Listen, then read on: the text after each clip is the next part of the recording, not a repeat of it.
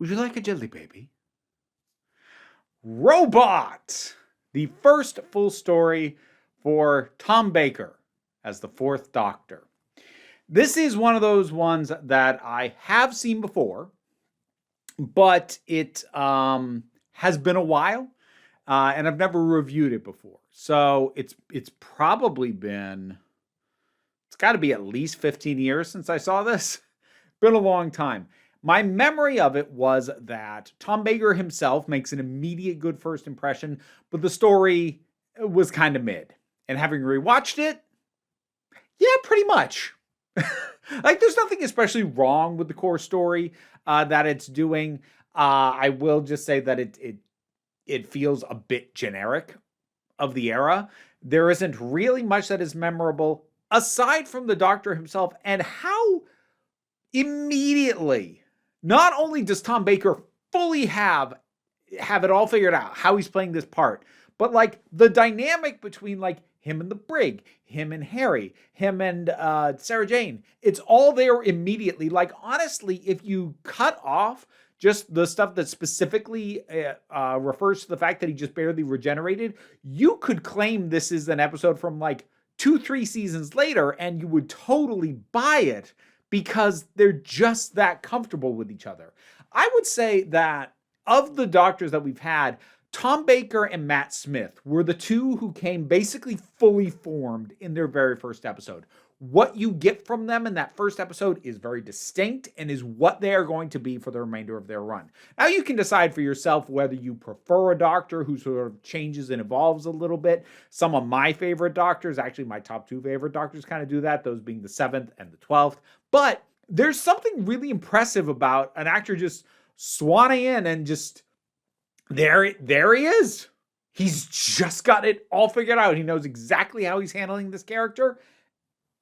And just watch him go. And yeah, it's pretty dang good for that.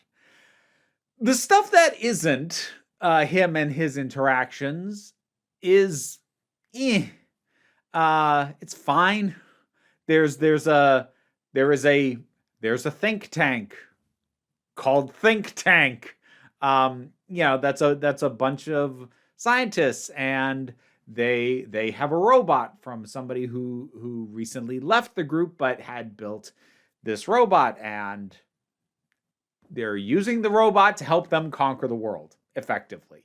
There's a part of me that like is and granted, maybe it wasn't quite as worn out by the time this thing aired, although I don't know about that, but it at least wouldn't be as worn out as it is watching it now. This whole idea of like, yes, when you put together a bunch of smart people without clear directives of like they're working for the military or for medicine or for whatever, and just let them do whatever, inevitably they're going to try and conquer the world. Kind of feels like the attitude of stories like this. That having been said, what I do actually appreciate is when we sort of get further down the line, because I was almost going to say when it's clear that they're the villains, it's clear immediately. But like when the mask fully comes off and they're not even trying to fool the other characters anymore, they're actually outright fascist. And what I will give this thing credit for is that it does understand the inherent nature that causes people to fall into fascism, which is an assumed superiority. Now, much of the fascism that we've dealt with in the real world has been based around a racial superiority. But if you have a bunch of people who just believe in their hearts and assume that they are inherently smarter, they are the intellectual elites, and they're the only ones smart enough to be controlling the world, even if they haven't tied that notion to their race, yeah, that could be the foundation of a fascist movement. Anything that assumes I'm better than everybody else, and so are these people who share this innate trait with me, yeah, that can lead you to the road to fascism. So I actually kind of appreciate that they go pretty flat out, like with having them in what are very SS kind of uniforms.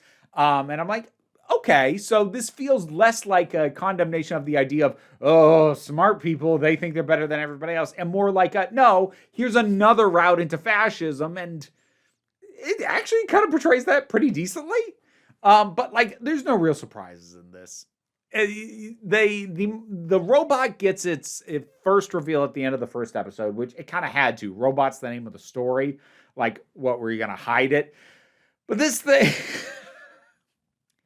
it's okay, almost. Like, it's this big, clunky, stompy thing that the poor performer in it clearly, like, he can't like turn or rotate. He just has to like full turns, and it's very awkward.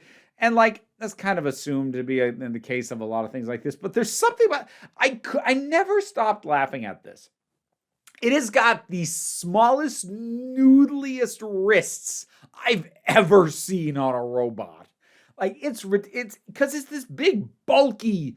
It's like, I don't know, 8 feet tall and built like a linebacker, and it's got these grab. It's got clamps. The clamps. It's got those, but like between like the end of its forearm and the clamp, there's like this metal rod that's about that thick, and they're bent a little bit, which just makes it seem like the weight of the clamps is like starting to bend these noodly little wrists that they've given this thing. And every time I could not help but laugh. I'm like,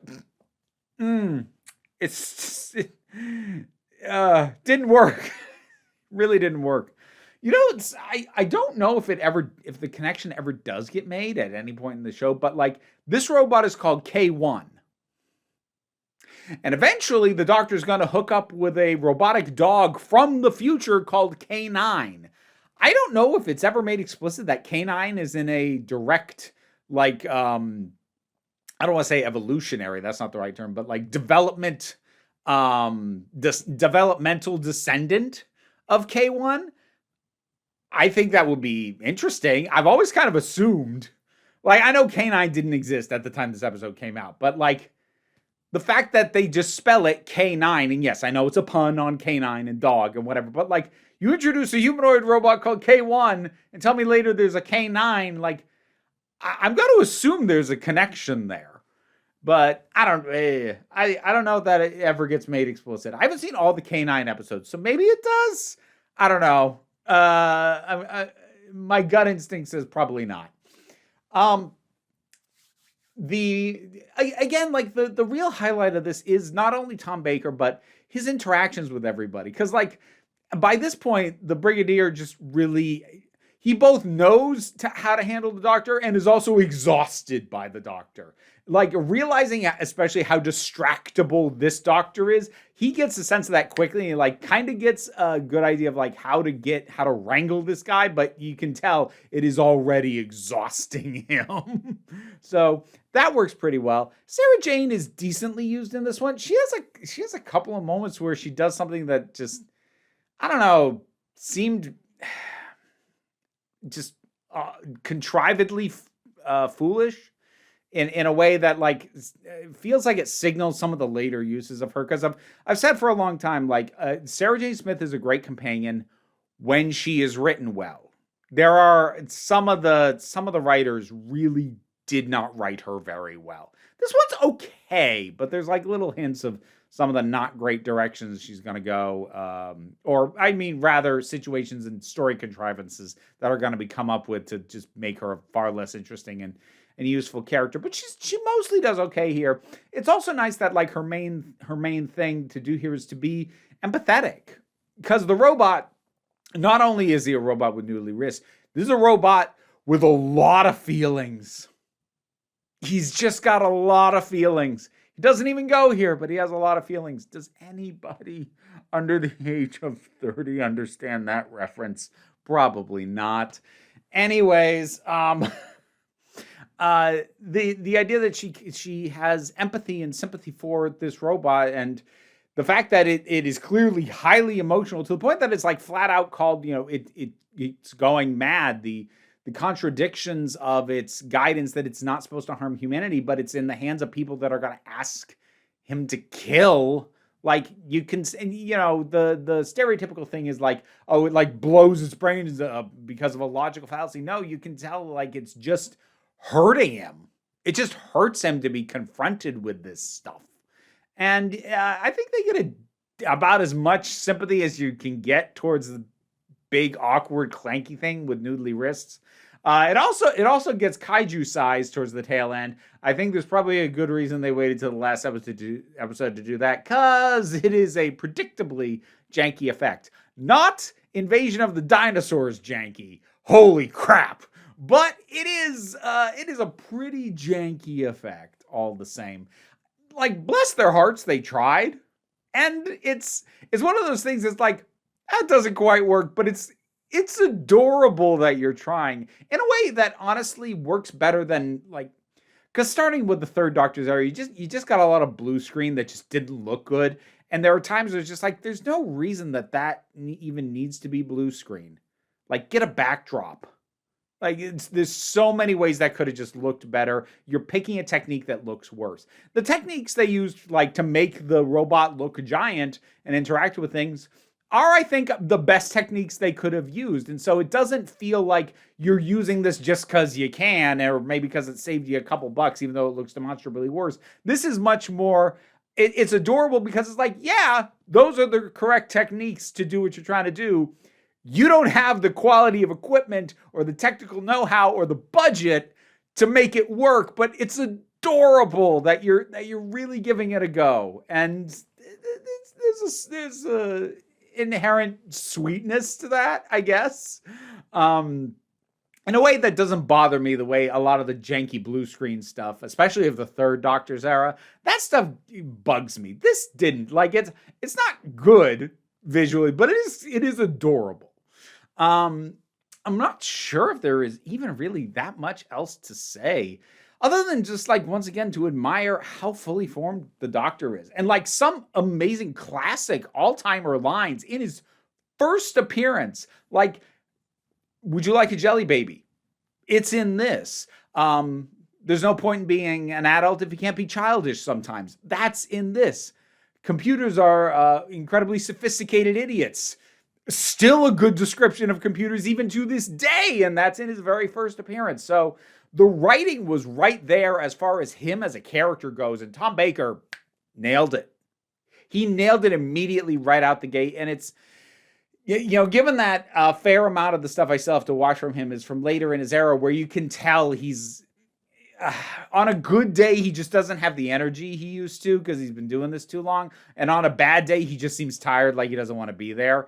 It is, like, fun and energizing to see him at the start where he had a more youthful energy to him. And I don't want to act like there were no good episodes in the later end of his run, but I do think you can kind of tell he stayed in the part for at least one season longer than he should have, if not two. But this was a heck of a kickoff for him. The story, again, pretty generic, like, not bad. It's fine. It's a fine, fun little romp. But as far as a showpiece for him and what he's going to do with the part, yeah, it's excellent at that. Yeah. Robot. You seen it lately? What'd you think about it? Whatever your thoughts are, drop something down in the comments. Let's talk about it. Patreon pays the bills, enables me to do this as my living, even if you can't help me out that way. Like, share, subscribe. Those all help me out. Don't worry too much about it, though. We take a relaxed attitude around here, so you can just come on back next time you need a break.